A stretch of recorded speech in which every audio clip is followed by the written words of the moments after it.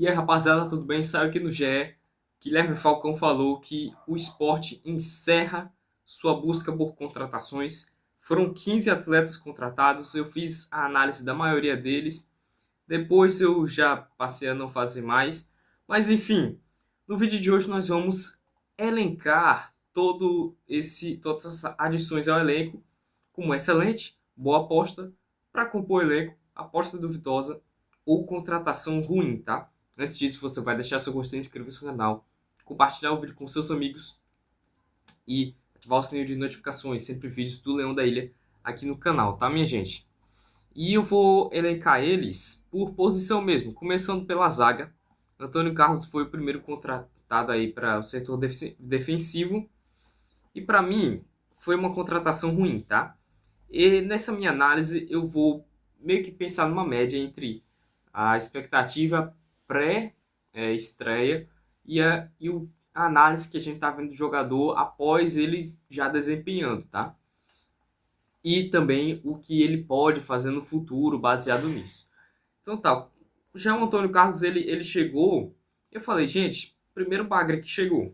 No ano passado, quando chegou o Pablo Diego, eu falei, olha aqui o nosso primeiro bagre. E o primeiro bagre foi o Antônio Carlos, veio escorraçado do Fluminense, foi o pior zagueiro do Fluminense, foi o zagueiro titular. Na época que o Fluminense sofria gol direto, ele errava e tal. Depois que ele passa a comer banco eterno, aí o Fluminense começa a melhorar e sai da zona de rebaixamento. Enfim, minha gente.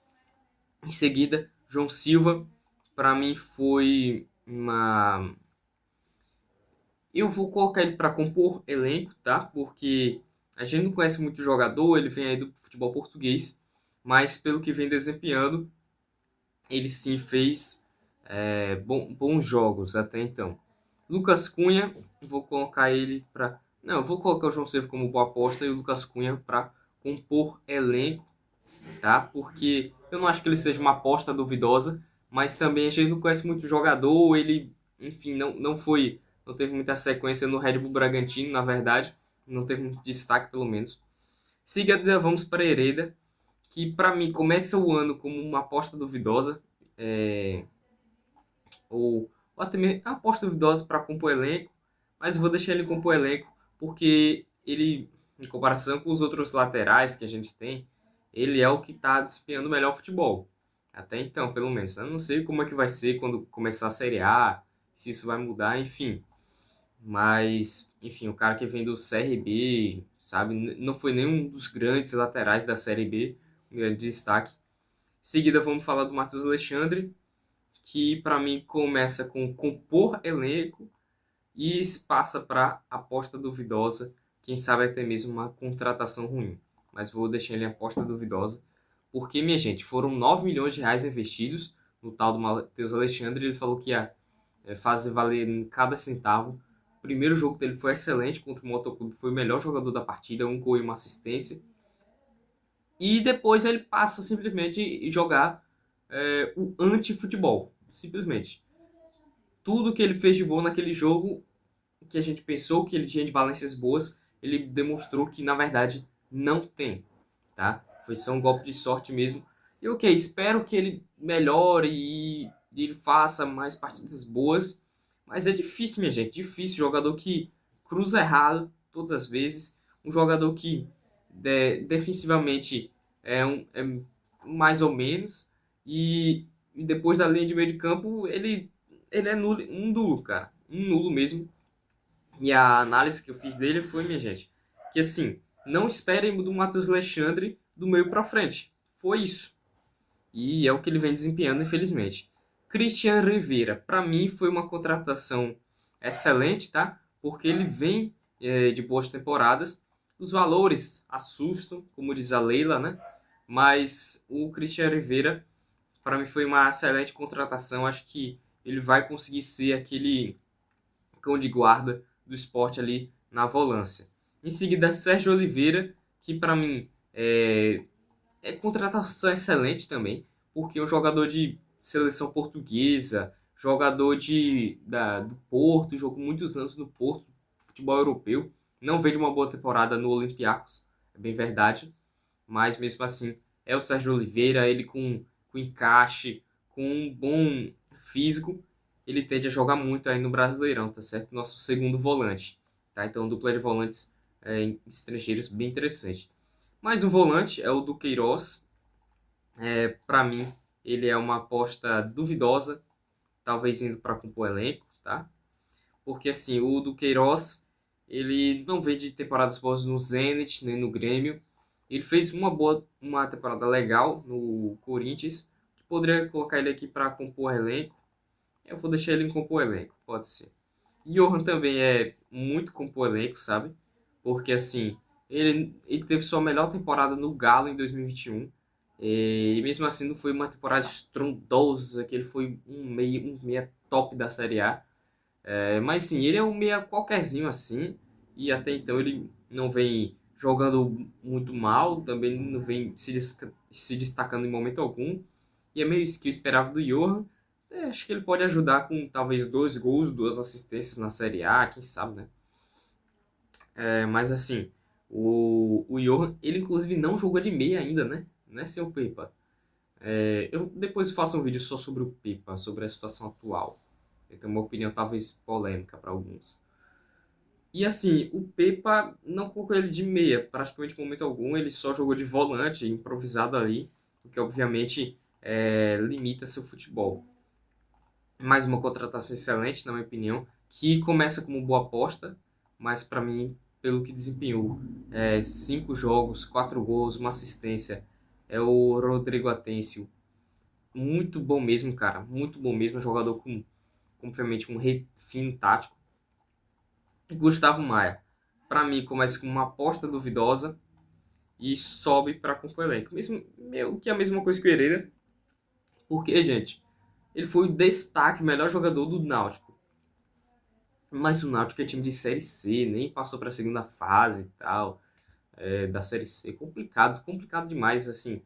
Mas, assim, é, por ele vir de graça, meio que se torna meio que o esporte não fica no prejuízo, né? Se ele for muito mal. Eu acho que ele não vai muito mal, não, tá? Ele até então vem desempenhando um futebol que mostra que ele vai ser uma boa opção ali na ponta esquerda, então vem para compor o elenco. Carlos Alberto, na minha opinião, é uma boa aposta, tá? Ele nunca teve tanto destaque assim no Botafogo, nem no futebol europeu, lá na Bélgica, mas ele sempre mostrou qualidade. E até então vem mostrando sim qualidade, tá? E aí o Gonçalo Paciência para mim é uma boa aposta. Não coloco como excelente, nunca colocaria como excelente, nem antes, nem hoje, porque o Gonçalo Paciência, assim, ele vem do futebol europeu e tal, mas depois ele foi pro futebol japonês e nunca jogou futebol brasileiro, tal qual os três que estão aqui excelentes. Mas eu acho que esses que estão aqui excelentes, para mim, são mais prontos que o Gonçalo Paciência para a Série A, tá? Na minha opinião, não tenho nenhuma convicção que o Gonçalo Paciência vai jogar muito, mas eu acho sim que ele vai pelo menos ajudar o time, tá? E aí o Pablo, ele vem para compor elenco, talvez mesmo uma aposta duvidosa, tá? Porque assim, ele até então vem jogando bem, mas o Pablo é isso mesmo. Na grande maioria das temporadas da sua carreira, ele joga bem no estadual, no início de temporada, primeiro semestre assim, e aí depois quando vem o valendo mesmo, ele se apaga, tá? Mas ele pode se tornar um jogador que ajude ali, entrando no segundo tempo, talvez. Vamos ver como é que vai ficar essa questão, né? Disputa pela titularidade de Gonçalo Paciência e Pablo. E a última contratação foi o Arthur Souza, é o mesmo nome dele, que eu nem vi muita coisa, nem deu tempo. Ele foi contratado ontem, e foi ontem que encerrou-se a janela. E para mim é uma aposta duvidosa, tá? Uma aposta duvidosa mesmo. E que, assim, ninguém nunca viu ele jogar. Ele sim teve bons momentos na base do Corinthians, mas base é base, profissional, profissional. E fica meio que assim a tier list de contratações de esporte, muito com o elenco. Mas, na minha opinião, foi uma janela boa do esporte, tá? Que trouxe bons nomes, nomes criativos, nomes de gente que vem para ajudar mesmo o time, que Com esse time aqui, gente, dá pra brigar por, tipo, Sul-Americana até, sabe?